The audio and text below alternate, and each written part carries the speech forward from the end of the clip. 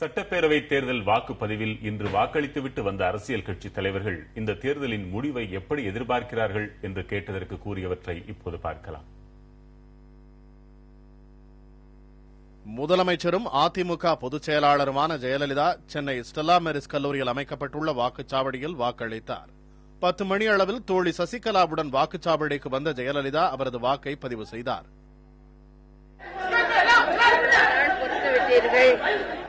இன்னும் 2 நாட்கள் பொறுத்தால் அனைவருக்கும் மக்களுடைய தீர்ப்பு என்ன என்பது தெரியும்.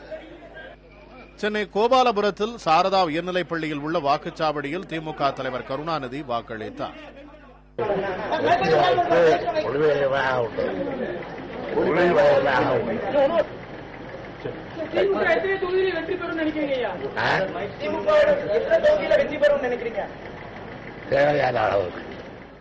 தேனாம்பேட்டையில் உள்ள SIET கல்லூரியில் அமைக்கப்பட்டுள்ள வாக்குச்சாவடியில் திமுக பொருளாளர் மு.க. ஸ்டாலின் குடும்பத்தினருடன் சென்று வாக்களித்தார். என்னை பொறுத்தவரையில் 234 தொகுதிகளிலும் திமுக வெற்றி பெறும் என்பதுதான் என்னுடைய எண்ணம். ஈரோட்டில் தமிழக காங்கிரஸ் தலைவர் EVKS இளங்கோவன் தனது மனைவியுடன் சென்று வாக்களித்தார். தேமுதிக தலைவர் விஜயகாந்த், பிரேமலதா விஜயகாந்த் ஆகியோர் சாலிகிராமத்தில் உள்ள காவேரிப்பள்ளி வாக்குச்சாவடியில் தமது வாக்கை பதிவு செய்தனர். தமிழ் மாநில காங்கிரஸ் தலைவர் G.K. வாசன் ஆழ்வார்பேட்டையில் உள்ள பீமண்ணா கார்டன் தெரு வாக்குச்சாவடியில் வாக்கினை பதிவு செய்தார். கூட்டாட்சி, நல்லாட்சி, ஊழலற்ற வெளிப்படையான நிர்வாகத்தையே மக்கள் விரும்புகிறார்கள். அதனால் தேமுதிக, மக்கள் நல கூட்டணி, தமாக கூட்டணிக்கு வெற்றி வாய்ப்பு அதிகமாக இருக்கிறது. சென்னை ஆதம்பாக்கத்தில் மார்க்சிஸ்ட் கம்யூனிஸ்ட் கட்சி மாநில செயலாளர் G. ராமகிருஷ்ணன் வாக்குப்பதிவு செய்தார். இப்படி வாக்காளர்களுக்கு பணப்பட்டுவாடை செய்யக்கூடிய வேட்பாளர்கள் அந்த குறிப்பிட்ட தொகுதியினுடைய தேர்தலை ஒத்திவைப்பதற்கு பதிலாக அந்த வேட்பாளர்களை தகுதி இழக்க செய்வதுதான் சரியான நடவடிக்கையாக இருக்கும். திருவாரூர் மாவட்டம் திருத்துறைப்பூண்டி அருகே உள்ள வேலூர் கிராமத்தில் இந்திய கம்யூனிஸ்ட் மாநில செயலாளர் முத்தரசன் வாக்களித்தார். பணப்பட்டுவாடா என்பது மிக தாராளமான முறையில் எந்த தங்குதடையும் இல்லாமல் நடைபெற்றிருக்கிறது. வாக்காளர்களுக்கு பணம் கொடுப்பதை தேர்தல் ஆணையத்தால் தடுத்து நிறுத்த முடியவில்லை. தேர்தல் ஆணையம் இந்த பிரச்சனையில் தோல்வியடைந்துவிட்டது.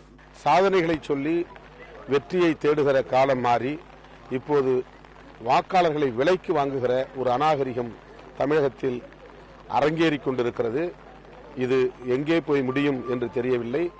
திண்டிவனத்தில் உள்ள வாக்குச்சாவடியில் பாட்டாளி மக்கள் கட்சி நிறுவனர் ராமதாஸ், அவரது மகனும் அக்கட்சியின் முதலமைச்சர் வேட்பாளருமான அன்புமணி ராமதாஸ் மற்றும் குடும்பத்தினர் வாக்களித்தனர். 2 இடத்துல நிறுத்தி வச்சிருக்கிறாங்க. ஒரு 20 இடத்துல நிறுத்தி வச்சிருந்தா ஓரளவாவது இந்த கட்சிகளுக்கு, திராவிட கட்சிகளுக்கு ஒரு பாடம் சொன்ன மாதிரி இருக்கும். கொஞ்சம் பயப்படுவாங்க அந்த வாக்காளர்கள் பணம் கொடுக்கிறது. இந்த 2 கட்சிகளும் தேர்தலுக்கு முன்பாக ஊழல் ஆரம்பிச்சுட்டாங்க. ஊழல் கட்சிகள் எல்லாத்துக்கும் தெரியும். 2 கட்சி, திமுக ஊழல் கட்சி, 50 ஆண்டுகள் ஊழல் கட்சி தான் தெரியும். தேர்தலுக்கு முன்பாகவே இருந்து வாக்காளர்கள் பணம் கொடுப்பது இது மிகப்பெரிய ஊழல், மிகப்பெரிய மோசடி. அந்த மோசடி 234 தொகுதியிலும் பண்ணியிருக்கிறாங்க. சென்னை சாலிகிராமத்தில் காவேரி உயர்நிலைப் பள்ளியில் உள்ள வாக்குச்சாவடியில் பாரதிய ஜனதா மாநில தலைவர் தமிழிசை சவுந்தரராஜன் வாக்களித்தார். பின்னர் பேசிய அவர் வாக்காளர்களுக்கு பணம் கொடுத்த வேட்பாளர்களை தகுதி நீக்கம் செய்ய வேண்டும் என்று வலியுறுத்தினார்.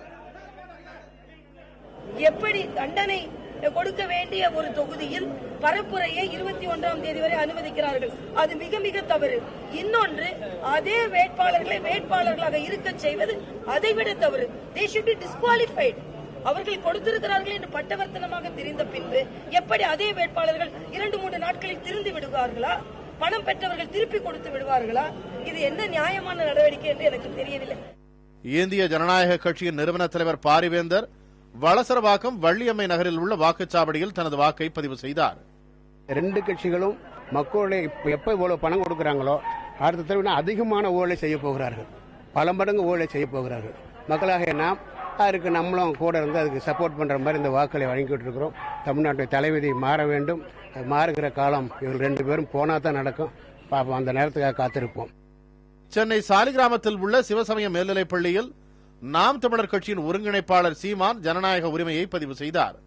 இப்ப தள்ளி வைக்கிறதுனால 19ஆம் தேதி வாக்கை எண்ணிட்டா எந்த கட்சி வெல்லுதோ அந்த கட்சிக்கு சாதகமாக தான் 2 தொகுதியில வாக்குப்பதிவு நடக்கும்.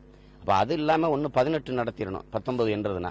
இல்லைன்னா நீங்க இந்த 23 இந்த 2 தொகுதிக்கு நடந்த பிறகு மறுபடியும் மொத்தமா வாக்கை எண்ணணும். இதுதான் தேர்தல் ஆணையம் செய்யணும்.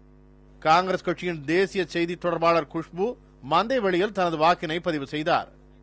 எல்லாரும் சொல்லிட்டு இருக்காங்க சூப்பரா இருக்கு. சோ நாங்க நிச்சயமாக எதிர்பார்த்துட்டு இருக்கோம். 6வது முறையாக டாக்டர் கலைஞர் அவர்கள் நிச்சயமாக முதலமைச்சர் வருவார்னு ஒரு எதிர்பார்ப்புகள் எங்களுக்கு நிச்சயமாக இருக்கு.